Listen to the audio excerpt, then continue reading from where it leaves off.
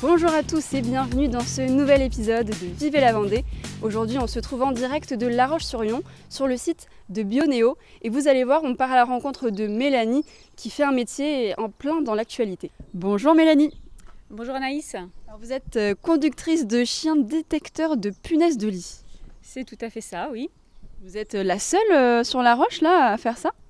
Sur La Roche, oui, je suis la seule. En Vendée, il y a d'autres équipes, je pense, mais sur La Roche, je suis la seule, ouais. Est-ce qu'on peut voir Rapper le chien ? Oui, bien sûr. Vous l'avez déjà sur la photo du camion.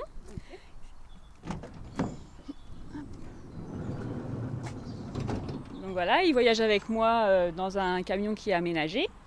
Et il est dans le fond de la caisse là-bas. Donc là, on se dirige vers le labo, c'est bien ça ? Oui, c'est ça, le labo où je stocke les punaises de lit vivantes pour faire travailler Rapper pour les détections. D'accord, allons-y.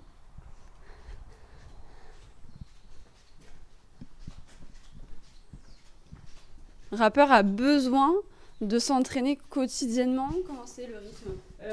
Quotidiennement serait l'idéal. On fait le plus fréquemment possible en fait, parce que s'il ne s'entraîne pas, il perd le goût. Donc voilà. Et puis il a vraiment besoin, il a une énergie débordante, donc il faut qu'il s'entraîne en plus de faire des interventions chez clients. Le Rapper, c'est un cocker de travail qui arrive de Belgique, qui est issu d'un élevage spécialisé dans les chiens de travail.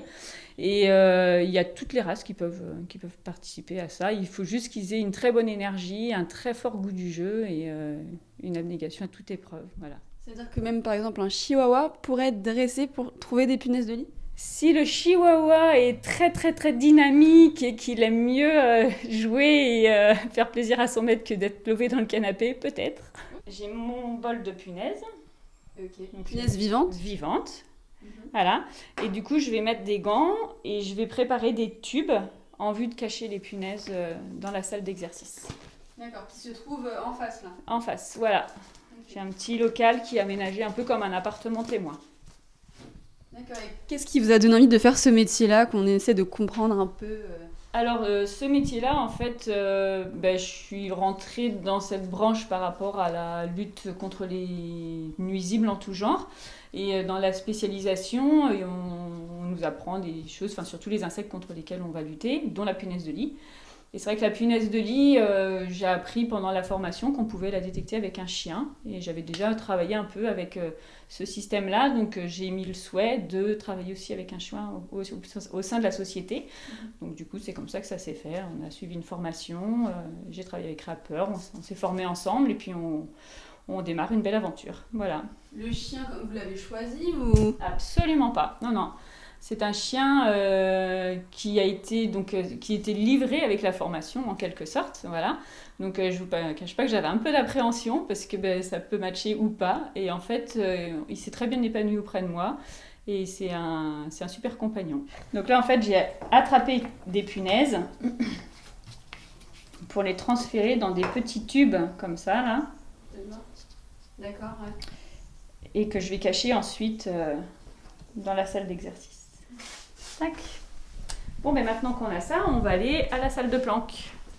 Et alors, qu'est-ce que vous pensez de cette surmédiatisation des punaises de lit dans les médias ? Tout le monde en parle en fait. C'est un mal pour un bien. C'est vrai que c'est quelque chose que nous, en tant que professionnels, on ne découvre pas. On savait qu'il y avait déjà des présences dans certains cinémas, certains transports, beaucoup de professionnels du tourisme sont touchés par la problématique et sans savoir au départ trop comment lutter parce qu'au niveau de la communication c'est très compliqué, on a toujours peur que ce soit un problème d'hygiène, donc c'est vrai que quand ils sont touchés, de dire aux clients on a des punaises de lit, c'est toujours un peu critique. Là, l'avantage avec la médiatisation, c'est que tout le monde prend conscience qu'il y a un problème, qu'il y a moyen de s'en défaire. C'est difficile, certes, mais on peut y arriver.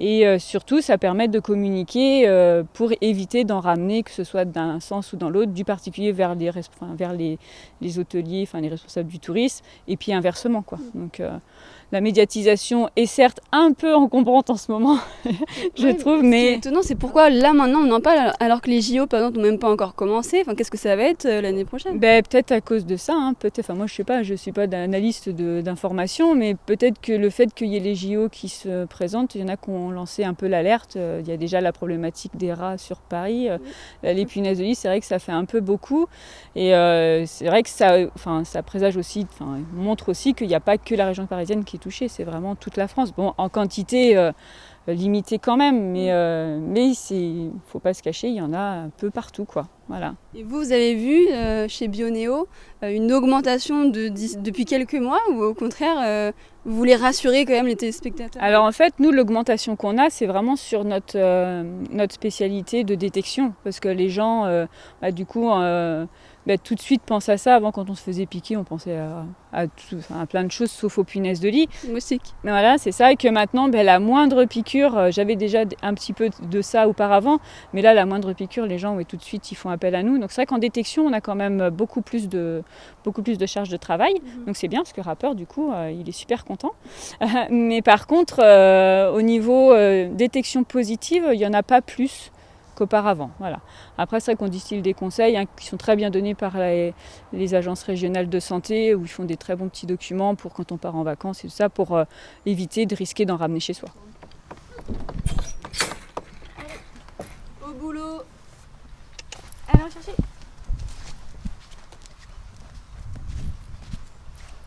Là, on a caché l'éprouvette à punaises de lit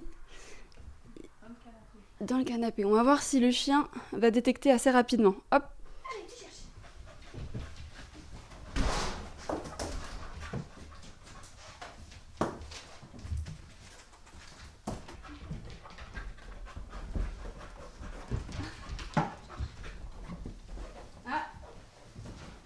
Là, du coup, il a mis le nez dessus, comme on dirait. Oui!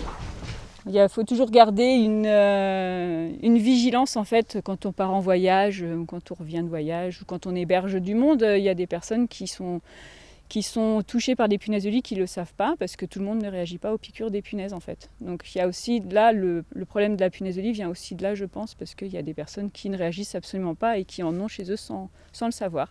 C'est pas rassurant, là, pour le coup. Pardon. Je suis désolée, mais c'est vrai que oui, il ne faut pas... oui, la punaise de lit, c'est vraiment une problématique. Je pense qu'il faudra apprendre à vivre avec, en fait. Et je termine cet épisode avec un chiffre assez représentatif de la situation. Mélanie faisait, avant la folie des punaises de lit, là, il y a 2 semaines, environ 2 interventions de détection par semaine. Aujourd'hui, elle en fait 2 par jour. Et nous, on se retrouve dès demain pour un nouvel épisode de Vivez la Vendée.